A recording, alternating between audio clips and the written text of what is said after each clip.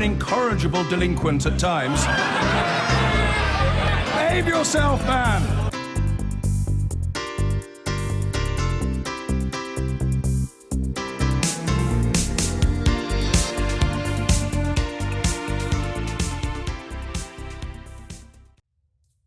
Now, was it terrorism? That's the question being asked by investigators tonight after a mass shooting in California left 14 people dead and 21 wounded. A couple launched an armed attack on a Christmas party taking place in San Bernardino for staff from the local health department.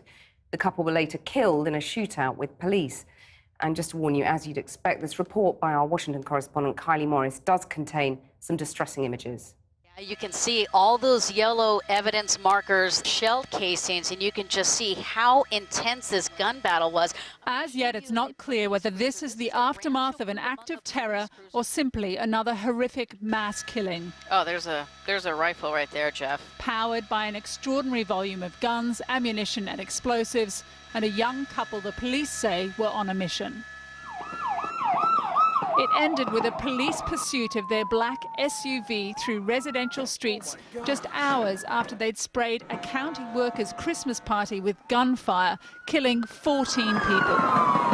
In the gun battle that ensued, the suspects Syed Farouk and Tashfeen Malik, both in their 20s armed with long guns and pistols, were killed in a volley from assembled police.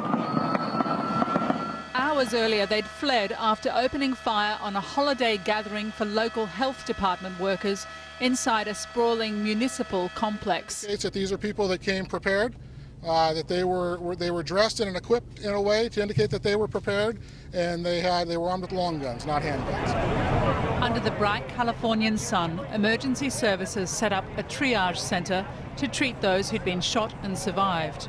Family and friends rushed to the scene, responding to calls and texts from their loved ones still inside. She texted me and she said she was cold, and she told me she was shot in her side and that they were pretending to be dead because these guys were still out there. She turned off the lights and they locked the door, and then we stopped talking because I didn't want her to talk anymore. We know very little of the 14 people who died, but more is beginning to be known of their killers. Syed Farouk, it seems, had worked for the local health department.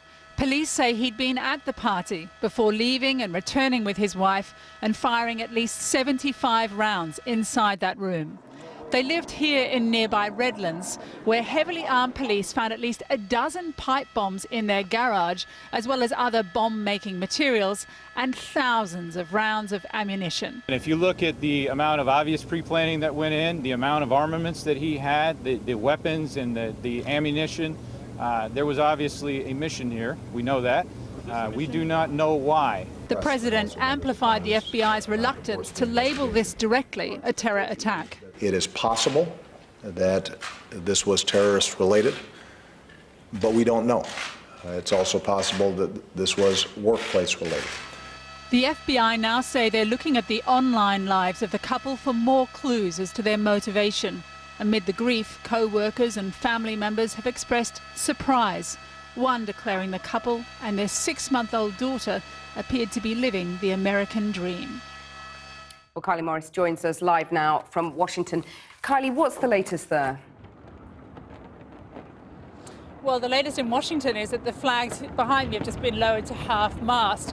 Whether or not this turns out to be an act of terror, this is the 355th mass shooting in America so far this year. And yes, that is more than one a day. In fact, yesterday, before the events in San Bernardino, there was another mass shooting in Georgia in which 4 people were shot and 1 person was killed.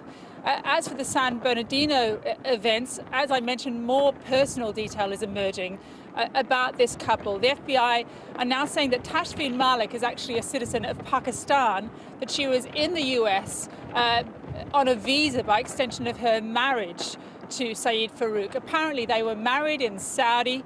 They met online. As I mentioned, they have a 6-month-old baby daughter who was reportedly dropped off at her grandmother's yesterday before this couple went to the convention center and staged that extraordinary act of mass killing. Syed Farouk's brother-in-law gave a press conference yesterday and expressed his condolences to the families of those who'd been killed and injured, but also to really express his utter bewilderment at what had happened, saying that this is not anything he would ever have expected from his brother-in-law. Well, they seem to have access to a bewildering quantity of weapons, too. An extraordinary amount of ammunition, certainly, and explosive devices. We know a dozen pipe bombs were found in that garage, and apparently there was a pipe bomb, two pipe bombs that had been strapped together that was actually taken to the room where the Christmas party was held, but for whatever reason, police say it didn't detonate.